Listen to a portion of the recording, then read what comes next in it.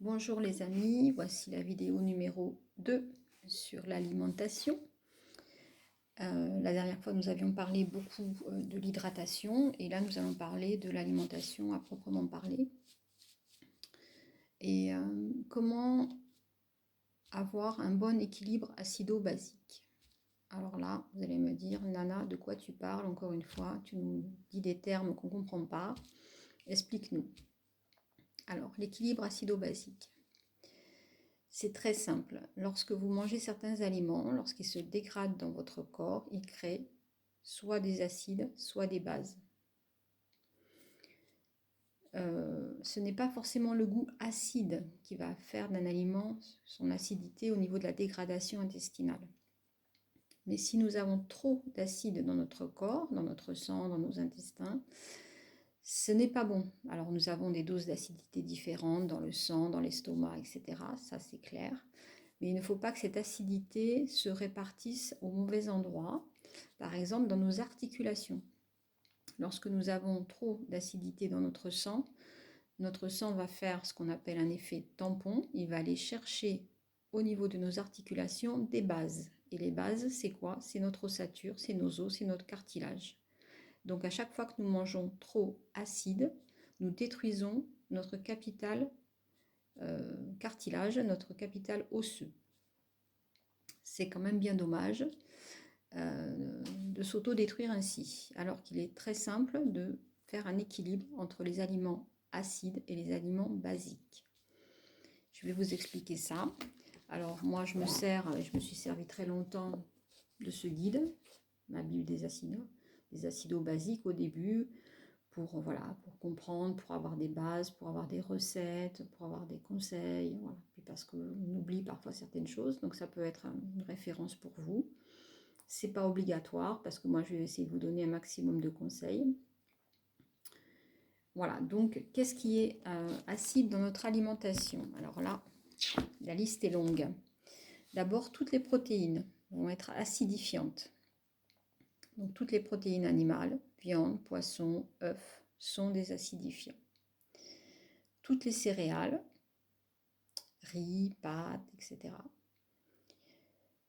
Tous les produits laitiers, j'en reviens encore toujours au même, surtout les produits laitiers de vache qui eux vraiment vont aller détruire le cartilage. Et combien de personnes ont des douleurs articulaires aujourd'hui parce qu'elles consomment des produits laitiers, pensant bien faire pour leur cartilage et en fait elles font le contraire de ce qu'il faut.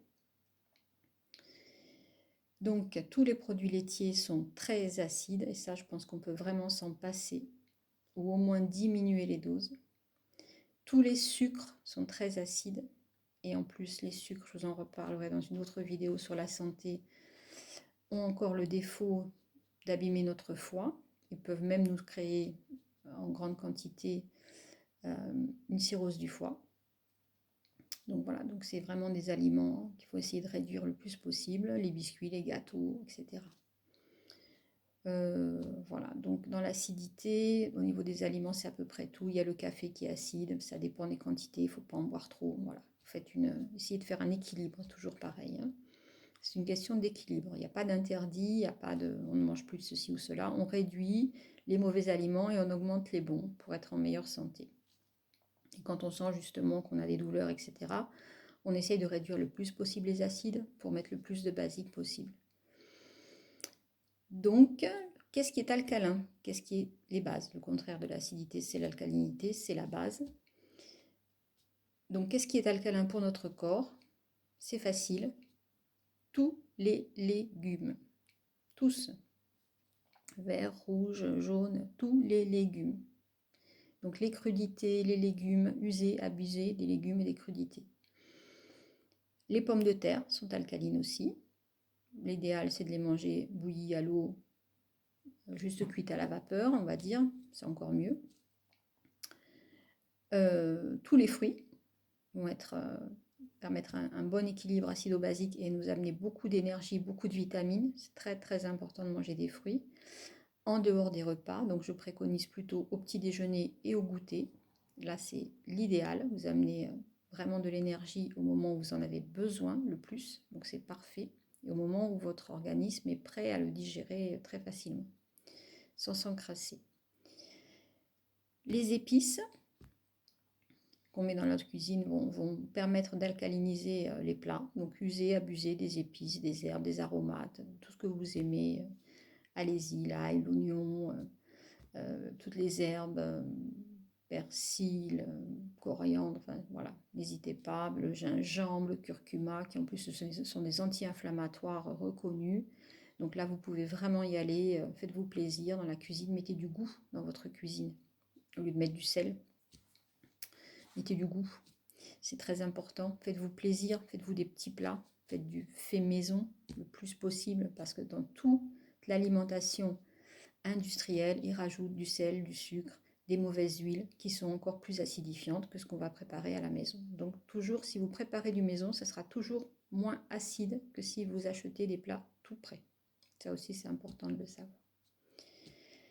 Voilà, l'eau, bien sûr, est alcalinisante, va aider notre corps à dissoudre les acides, puisque plus il y aura d'eau dans le corps et plus l'acide sera dilué, on va dire, ou évacué par le corps. Donc, ce sera très très bien aussi. Et n'oubliez pas de mettre vos baskets et d'aller marcher, faire du sport, ça va permettre de... Alors on dit qu'on fabrique de l'acide lactique, c'est vrai, mais on va aussi évacuer les acides qui sont mal positionnés sur les articulations en faisant du sport. Donc c'est très très important d'aller faire du sport, de se bouger, d'avoir une activité physique régulière, idéalement 30 minutes de marche, allez, 4 à 5 fois semaine, c'est vraiment vraiment le minimum. Et si vous pouvez plus, faites-vous plaisir, faites des activités qui vous plaisent, faites du vélo, de la natation, faites des activités en famille avec les enfants, apprenez-leur à marcher dans la nature, à profiter, à regarder la nature, etc. Voilà, vous vous ferez plaisir, vous vous ferez du bien et puis vous équilibrerez votre acido-basique.